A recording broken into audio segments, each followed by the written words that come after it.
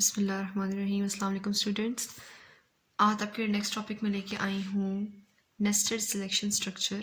Basically हम 10th class का course cover कर रहे हैं। 10th क्लास और Pakistan boards new books I हैं, तो उसके लिए मैं पूरी 10th क्लास का कोर्स कवर कर रही हूँ और कोर्स बेस्ड है टोटली सी लैंग्वेज पर। ओके, आज का टॉपिक हम देख रहे हैं nested selection structure. Nested means something nest, ठीक है, यानी जिस तरह हमारे पास नेस्ट होता है यहाँ वही नेस्ट है एज इट इज़, यानी एक चीज़ के अंदर और चीज़ नेस्ट इस तरह ही बनता है ना, तिनके तिनके। देन नेस्टेड सिलेक्शन हम जानते हैं किस तरह सिलेक्शन होती है। हम सिलेक्शन किस तरह करके आए हैं, पीछे हम पढ़ के आए हैं इफ़ और इफ़ एल्स को यूज़ करके हम सिलेक्शन सीख के आए हैं। ओके, सो यहाँ अगर हम सिलेक्शन की बात करें तो कह सकते हैं इफ़ स्टेटमेंट सिंपल और if else. Okay, now structure nested में हम कह सकते हैं कि multiple. Okay, nested means multiple और सिलेक्शन में आता है इफ और इफ एल्स। इसके नाम से जाहिर हो रहा है कि something going multiple over here. देखें स्ट्रक्चर की तरफ देखें, if first condition, again if second condition, then associated code. हालांकि वैसे जो हम लोग सिंपल इफ़ या इफ़ एल्स पढ़ते आ रहे थे वहाँ पे क्या था कि इफ़ कंडीशन और कोड, ठीक है, जो इससे एसोसिएटेड होता है वो कोड, और देन हम एल्स का कोड लिखते थे। पर यहाँ पर क्या है, इफ़ के अंदर एक और इफ़, ठीक है, देन कोड, देन एल्स, उस एल्स के अंदर एक और इफ़, और यहाँ मज़ीद एल्स भी हो सकता है। इस तरह आपकी ये स्ट्रक्चर डिफरेंट होते हैं नेस्टेड के लिए। आपकी क्वेश्चन पे डिपेंड करता है कि आप कितने इफ़ और कितने एल्स स्टेटमेंट यूज़ करना चाहते हैं। तो बेसिकली हमारी प्रोग्रामिंग को, कोडिंग को मज़ीद फ्लेक्सिबल बनाने के लिए ये स्ट्रक्चर इंट्रोड्यूस करवाया गया ताकि हमारी कोडिंग बहुत लंबी भी हो सके और हम मल्टीपल इफ़ और इफ़ एल्स को यूज़ करके कर सकें। लेट्स सपोज अगर हम देखिए इसकी इम्पोर्टेंस क्या है, इसकी ज़रूरत क्यों पेश आई। अगर हम और करें इस केस में तो एग्जाम्पल के थ्रू हम देख सकते हैं कि हमने जानना है नंबर्स के नंबर ग्रेटर है या नहीं है। पहले ये वाला प्रोग्राम करके आए हैं, पर इस केस में क्या होगा, अगर हम यहाँ यूज़ करें ये स्ट्रक्चर तो हम कहेंगे कि फर्स्ट चेक करो, अगर हम 3 नंबर्स ले रहे हैं, ठीक है, चेक करो क्या आप वहाँ पहले अगर आपने नोट किया हम 2 नंबर की बात करते थे हमेशा, ठीक है, वहाँ 2 नंबर की बात थी। यहाँ हम लोग देखो 3 से ज़्यादा 5, 6, यानी जितने नंबर्स आप लेना चाहें आप कर सकते हैं उनको यूज़, और उन नंबर को आप देख सकते हैं कि लार्जर नंबर कौन सा है फाइंड कर सकते हैं। तो ये मोर फ्लेक्सिबल है। जहाँ आपके पास कंडीशन ज़्यादा आ जाए, ठीक है, वैसे तो हम लॉजिकल और एंड भी यूज़ कर सकते हैं पर वो भी किसी एक हद तक जाते हैं, ठीक है, और एंड को हम एक हद तक लेके जा सकते हैं।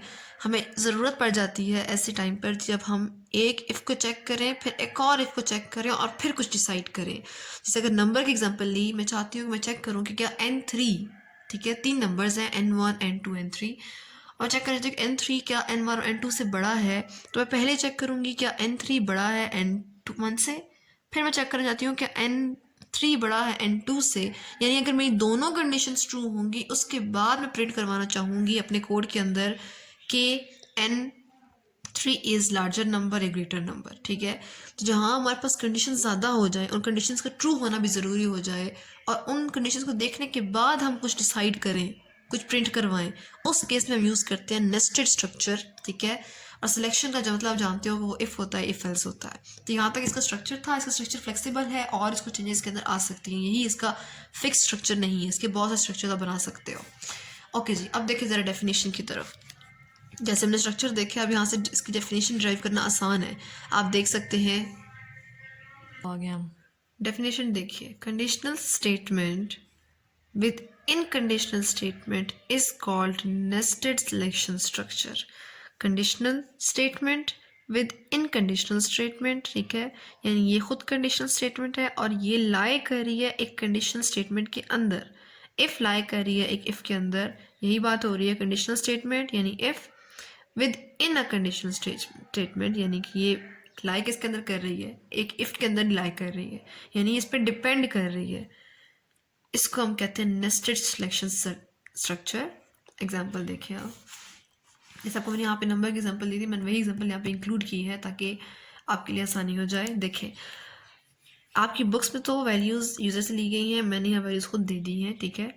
हमने 3 नंबर लिए n1 n2 n3। n1 को मैंने कहा 5 है, n2 is 6 n3 is 7। Okay now look, हम ग्रेटर नंबर या लार्जर नंबर जानना चाहते हैं, ठीक है। उस केस में अगर देखें ज़रूरी है कि हम उस टिपिकल नंबर को जिसको हम ले रहे हैं, अगर हम n1 ले रहे हैं n2 ले रहे हैं, जिस नंबर को ले रहे हैं ज़रूरी है कि वो नंबर n1 n2 n3 वो बाकी दो नंबर से बड़ा हो। सो देखें फर्स्ट हमारे इफ़ में आ रहा है इफ़ n1 यानी first number is greater than second number. Okay अगर तो ये ट्रू है, लेट्स सपोज ये ट्रू है, n1 बड़ा है n2 से। इस केस में ट्रू तो नहीं है लेकिन हम सपोज करते हैं अगर ये ट्रू है तो हम प्रिंट करवा दें n1 इज ग्रेटर, तो गलत हो गया। हो सकता है n3 इससे ज़्यादा बड़ा होता, तो लाजिम है कि मैं इस एक नंबर को बाकी दोनों नंबर से चेक करूं, ठीक है। यहाँ आप एंड लगा के भी चेक कर सकते थे, पर हम क्योंकि ये स्ट्रक्चर पढ़ रहे हैं तो इसलिए मैं आपको एग्जांपल इससे रिलेट करके दी। सो इफ़ अगेन इसके अंदर इफ़ आ गया, दोनों इफ़ ट्रू होंगे तो ये प्रिंट एफ आपका ट्रू होगा।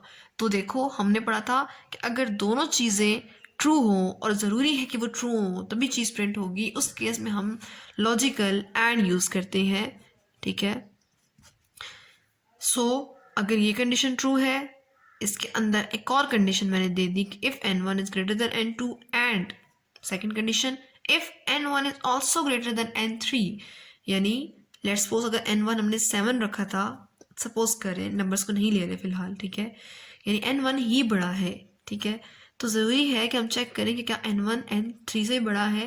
अगर तो ये दोनों कंडीशंस ट्रू होंगी उसके बाद प्रिंट f होगा या स्क्रीन के ऊपर आपकी कमांड एग्जीक्यूट होगी और n1 इज़ ग्रेटर लिखा हुआ आएगा, ठीक है।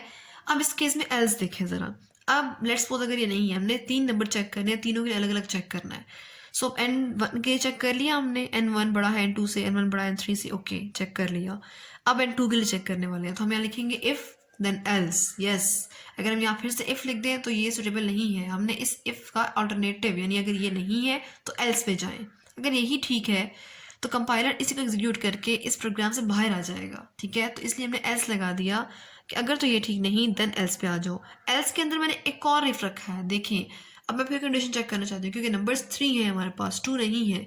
अगर 2 नंबर होते हम कहते हैं कि अगर फर्स्ट नहीं सेकंड बड़ा होगा तो प्रिंट कर दो सेकंड, पर यहाँ पे नंबर हमारे पास 3 है, तो मैंने फिर से कहा एल्स के अंदर इफ़। यहाँ पे अब नेस्टेड स्ट्रक्चर है, इफ़ के अंदर एक और इफ़, एल्स के अंदर इफ़ फिर इफ़, तो ये नेस्टेड है। नाउ लुक मैं कह रही हूँ एल्स इफ़ यानी अगेन इफ़ है एल्स के अंदर, क्या n2 बड़ा है n1 से, अगेन इफ़। सो एल्स के अंदर हमने फिर से कंडीशन लगा दी इफ़, क्योंकि अभी हमारे पास कंडीशन साइज सेटिस्फाई नहीं हुई। हमने एक दफ़ा तो एक नंबर को 2 से कंपेयर कर लिया, पर हमने अब उन्हीं नंबर्स को फिर कंपेयर करना है अगले नंबर्स के साथ। सो हमने फिर कहा एल्स के अंदर इफ़ n2 यानी सेकंड नंबर अगर तो ये ठीक नहीं तो एल्स पे आ जाओ। एल्स के अंदर एक और कंडीशन आएगी, क्या सेकंड नंबर फर्स्ट से बड़ा है, ओके देन क्या second number again if n2 third से भी बड़ा है यानी n2 is greater than n1। अगर ये ट्रू है, अगर तो ये ट्रू है तो हमारा कंपाइलर इस नेक्स्ट इफ़ की तरफ मूव करेगा। अब यहाँ आपने ध्यान रखना है ये इंटरनल इफ़ आउटर इफ़ पे डिपेंड करती है, यानी अगर ये ट्रू है तो कंपाइलर अंदर इफ़ के ऊपर आएगा, वरना वो यहाँ से ही नेक्स्ट कमांड में चला जाएगा। सिमिलरली ऊपर भी ऐसे ही होना था, अगर ये इफ़ ट्रू थी देन ये इफ़ कंपाइलर चेक करेगा। अगर यही फॉल्स है, हमने स्ट्रक्चर में क्या पढ़ा, देखिए स्ट्रक्चर में पढ़ा है कि first condition is true then next second condition भी ट्रू हो तो आप कोड पे आएंगे। सो अगर यहाँ फर्स्ट कंडीशन ट्रू है, सेकंड कंडीशन पे फिर चेक करेगा कंपाइलर, अगर पहली ट्रू है देन वो सेकंड चेक करेगा। अगर सेकंड फर्स्ट ही आपकी फॉल्स हो जाती है तो डायरेक्ट एल्स पे आ जाएगा, वो अंदर की कंडीशन चेक नहीं करेगा, चाहे आप यहाँ पे एक और थर्ड कंडीशन भी लगा दो। नाउ एल्स पोर्शन में हम लोग थे, हमने चेक किया कि क्या n2 n3 से बड़ा है। अब देखो अब हमने n2 के लिए चेक कर रहे हैं, n2 अगर n1 से बड़ा है, n2 अगर n3 से बड़ा है, तो हम क्या प्रिंट करवाएंगे, हम प्रिंट करवाएंगे यहाँ पर हम प्रिंट करवाएंगे print f n2 is greater या लार्जर नंबर। एल्स अब यहाँ हमें चेक करने की ज़रूरत नहीं है। क्यों नहीं है? क्योंकि अब ये चीज़ देखने वाली है।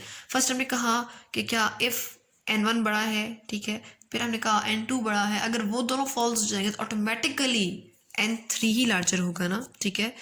अगर इसकी वर्किंग आपको समझाऊँ मैं, लेट्स सपोज हमने वहाँ पे n1 रखा था, n1 हमने रखा था 5, n2 है 6 और n3 है 7। लुक, फर्स्ट ऑफ ऑल हम चेक करने वाले हैं कि क्या n1 ग्रेटर है n2 से। देन हमने साथ ही कहा था इसके अंदर कि क्या n1 ही ग्रेटर है n3 से। ओके, क्या n1 यानी 5 ग्रेटर है n2 से। यहाँ पर ही हमारा कंडीशन हमें ट्रू नहीं बल्कि फॉल्स देगा, क्योंकि n1 n2 से बड़ा नहीं है। सो कंपाइलर डायरेक्ट नेक्स्ट पे मूव करके आ जाएगा एल्स पार्ट पर, और एल्स के अंदर हम जब आएंगे तो हम देखेंगे हमने एक और इफ़ रखा हुआ है, और उस इफ़ के अंदर लॉजिक हमने क्या दी, n2 दी कि n2 n1 से बड़ा है। सेकेंडली हमने कहा कि n2 n3 से बड़ा है। ओके, अगर ये दोनों बड़े हैं तो आप कहोगे, कैसे मैंने यहाँ कहा था प्रिंट एफ कर दो n1, यहाँ मैंने कहूँगी कि अगर ये दोनों हैं तो आप n1 n2 को प्रिंट कर दो, ठीक है। अब देखें, अगर हम इस लॉजिक को यूज़ करते हैं इसके हिसाब से, तो क्या n2 n1 से बड़ा है, यानी 6 ग्रेटर है 5 से। ओके, ये ट्रू है। क्योंकि ये ट्रू है देन हमारा कंपाइलर नेक्स्ट इफ पे जा सकता है। वहाँ पर नहीं गया था बिकॉज वहाँ शुरू में ही कंडीशन फॉल्स हो गई थी, पर यहाँ पे जाएगा क्योंकि पहले कंडीशन ट्रू हो गई है। अब जब वो अंदर आया सेकंड इफ पर, नेस्टेड इफ जो थी हमारी, जब वहाँ आया तो चेक किया क्या n2 n3 से बड़ा है, तो n2 क्या है, n6 है, और n3 क्या है, 7 है। नो, तो फॉल्स हो गई।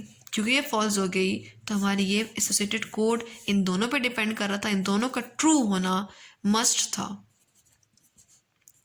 Must to be true. क्योंकि दोनों ट्रू नहीं है देन ये कोड कंपाइलर स्किप कर देगा, ठीक है। नेक्स्ट आ जाते हैं, थर्ड हमने जो रखी थी एल्स। एल्स हमने सिंपल कहा कि n3 इज़ लार्जर, ठीक है। सो इस केस में हम कहेंगे कि सिंपल प्रिंट कर दो n3, ठीक है। लेट्स मतलब पास होता नंबर 4, ठीक है, हम कोई n4 भी ले लेते हैं यहाँ पे 8। इस केस में आपकी ये लूप, या आप कह सकते हो ये नेस्टेड जो आपका स्ट्रक्चर है और लंबा हो जाता। आपको फिर यहाँ n1 को n2 से, n1 को n3 से, n1 को n4 से भी चेक करना पड़ता। ओके, फिर एल्स के अंदर भी आपको n2 को n1 से, n3 से और n4 से भी चेक करना पड़ता। सिमिलरली आप यहाँ फिर एल्स, इफ एल्स के अंदर डायरेक्ट ये नहीं लिखते, बल्कि आप इस केस में आप लिखते कि एल्स, अब क्योंकि हमने n1 को किया, n2 को किया, n3 को चेक करते, हम कहते क्या n3 ग्रेटर है n1 से, फिर हम इफ लगाते कहते n3 ग्रेटर है n2 से, और फिर हम कहते क्या n3 ग्रेटर है n4 से, ठीक है। तब हम कहते कि प्रिंट एफ कर दो n3, यानी जो नंबर यहाँ पे सबसे बड़ा है वही प्रिंट कर दो। और इसके बाद हम, यानी यहाँ हम 3 यूज़ कर रहे थे इफ़ एल्स के स्ट्रक्चर, 2 दफ़ा एल्स आएगा और बाकी 3 दफ़ा हम जो है इफ़ ले रहे थे अंदर। इसके बाद हम, क्योंकि अब ये भी गलत है, ये भी गलत हो जाता हो, तो हम यहाँ पे कहते हैं कि सिंपल एल्स प्रिंट कर दो n4 इज़ ग्रेटर, ठीक है। तो यहाँ हम सिंपल पूरा प्रिंट एफ लिखेंगे, आपको बस समझाने के लिए मैंने इसको शॉर्टली लिखा है। तो उम्मीद है आपको इसकी अहमियत की समझ आई होगी, क्योंकि इंपॉर्टेंस क्या है हमारे पास नेस्टेड स्ट्रक्चर की, हम क्यों यूज़ करते हैं। जहाँ हमारे पास कंपैरिजन या जहाँ हमारे पास चीज़ फ्लेक्सिबल हो, यानी कि हमें उसको बार बार कंपेयर करना पड़ रहा हो, उस केस में हम बार बार इफ़ एल्स को यूज़ करते हैं, ठीक है। सो ये अगर आपको इफ़ एल्स का स्ट्रक्चर क्लियरली समझ आ गया मेरी प्रीवियस वीडियोस को देख देख के, तो आपको इजीली ये स्ट्रक्चर समझने में बिल्कुल मसला नहीं होगा और आप इजीली इसको कर सकते हो। So thank you so much, take care, अल्लाह हाफिज़।